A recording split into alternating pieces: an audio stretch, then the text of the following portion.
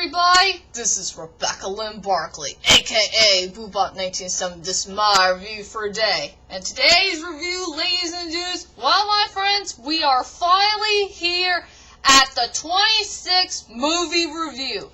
And this will be this will be my fourth time to do a movie review that I seen in theaters. Like all my three movie reviews I did Taken 2, Les Miserables, and Wolverine.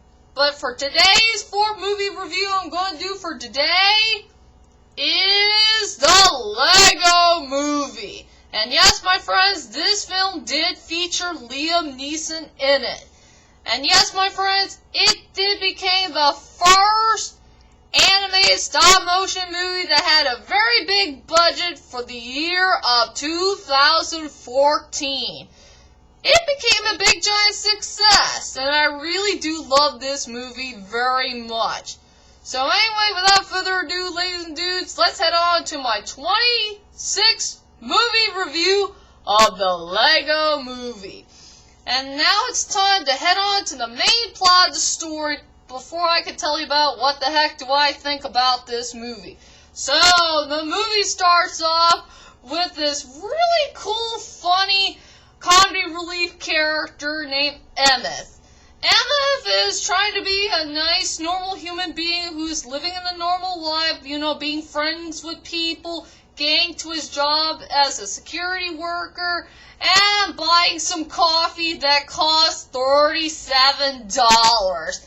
And also, he freaking fell in love with this song called Everything is Awesome, Everything is Cool, blah blah blah blah, Everything is Awesome, while we're living in a dream. Yeah, I really like that song. It did fit well to the movie.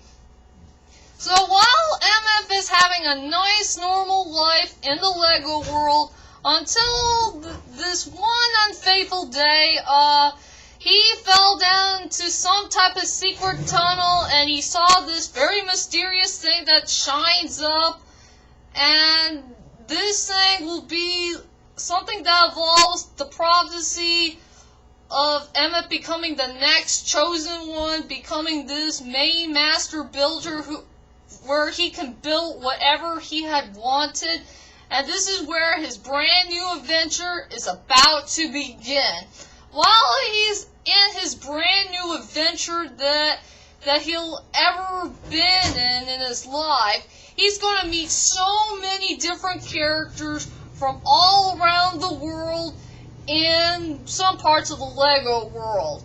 He's going to meet a very beautiful, mysterious martial arts girl named Wildstyle, the Dark Knight himself, Batman, this funny-looking astronaut who goes crazy about making up a spaceship. There's this weird fusion cat unicorn creature named Unikitty, and I forgot this dude's name, who's some type of mysterious god who came by to the Lego world, I guess. So they all join forces along with that pirate dude to stop this very evil dude named Lord Business, who wants to rule over the Lego world, become the main ruler of it, I guess. And they need to be careful of this weirdo cop dude named Good Cop and Bad Cop, because he has a split personality, if you know what I mean. So anyway, there's only a couple of questions remain. Is it really true that Emmett is becoming the next chosen one? Will he ever be this legendary master builder? Will Emmett's friends will ever protect the next master builder as soon as they can from the evil wrath of Lord Business and the Bad Cop dude? Or what's going to happen to the Lego world when everything is going to be in a big giant chaos, where the evil Lord Business is going to rule the world, just rule the Lego world, I guess. So anyway, ladies and dudes, that's my whole entire plot of the Lego Movie. And I guess you want to know is, what the heck do I think about this movie? To tell you the truth, ladies and dudes, I really do love this movie. It had a really good storyline. It has great animation, great stop-motion moments of the film. I love the all-star cast. I love the characters. I gotta study about the score. I only listened to it here and there, but I did enjoy the song of Everything is Awesome. I will say this movie is pretty darn good and one of the best stop-motion films I have ever seen in my life. Along with, a couple of Tim Burton's films that involve stop-motion. So anyway, ladies and dudes, let's head on to the strongest points and the weakest points of the Lego movie. I will say for the strongest point of the Lego movie will have to be the all-star cast. I mean, the all-star cast did a very well done job playing so many characters for this one good film. I love that Chris guy as Emmett. I love Elizabeth Banks as Wildstyle. I love that little guy who did Batman. I love Morgan Freeman who plays, what's the dude's name? I forgot. I love Will Ferrell as the Lord Business guy, and also I fell in love with Liam Neeson playing the good cop and the bad cop. I will say they picked the rightful actors and actresses at the rightful time, and I want to give Warner Bros. A big giant credit for that, if you know what I mean. And as for the weakest point in the movie, and since I do love Liam Neeson playing good cop and bad cop, I just feel bad for the good cop because he only had a little short role in this movie. I mean, I wish the good cop should have a little bit more better role in the film if Lord Business did not race off his face because of poor good cop and bad cop's parents are falling to their fate, being freezed up by that little thingy, whatever it's called. So yeah, I do feel bad for Bad Cop, and he had a little short role in the movie, so that was the only weak point that I found in this film. But as for the rest, it's so freaking good. And now, ladies and dudes, let's go on to the characters of this movie. And I will tell you, there was so many good characters to choose from, but I'll go with the 4 good characters I enjoyed the best. First, we got Emmett, the main character of the movie. And I will say about Emmett, he is truly one of the best characters around. I really love his storyline, I love his personality and attitude, and for the actor named Chris, I don't know his last name, sorry, I cannot pronounce his name, if I ever say it out loud to you. I just want to say that Chris did a fantastic job playing Emmett. He got the voice just right for that character. I wish I could say more, but Emmett is a really cool guy, and I like the part where he's being truthful to himself when he did tell everybody the truth in the meeting scene that he's just a normal guy who wants to live in a normal life if he's not the chosen one or becoming this next master builder, wherever you want to say. So yeah, I like Emmett overall.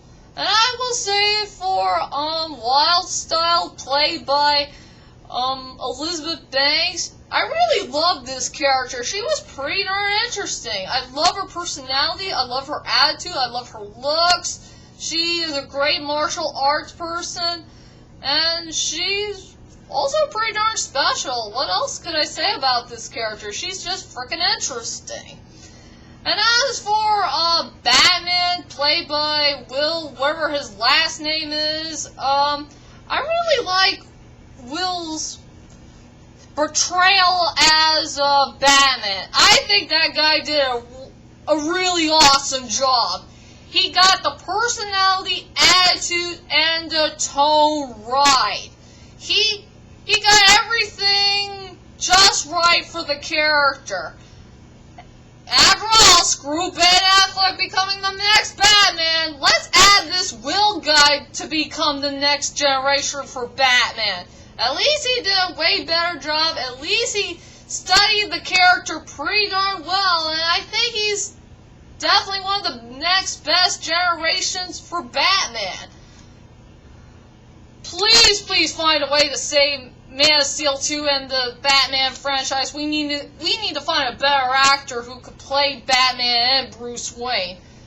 Yeah, that Will guy who did Batman, I will say he's the best new generation for the Batman franchise. If you know what I mean. And now, ladies and dudes, here is the most important character that I want to talk about for all this time. It is the good cop and the bad cop played by Liam Neeson. I will say Liam Neeson did a great job with his performance. I love his personality, I love his attitude, but most of all, the bad cop is truly one of the most biggest bad A-word characters I have ever seen in my life. And Liam Neeson did a pretty good job playing a very funny villain. I guess bad cop will go run for Ra's al Ghul's money for becoming the next villain to come. I will say that bad cop is way better of a villain than Ra's al Ghul, if you know what I mean. And to tell you the truth is, ladies and dudes, I'm not pretty comfortable of seeing Liam Neeson playing a bad guy in whatever movies that he'll do next. Since he did play Ra's al Ghul for Batman Begins, but seeing him as the bad cop, I think that's his best performance right there.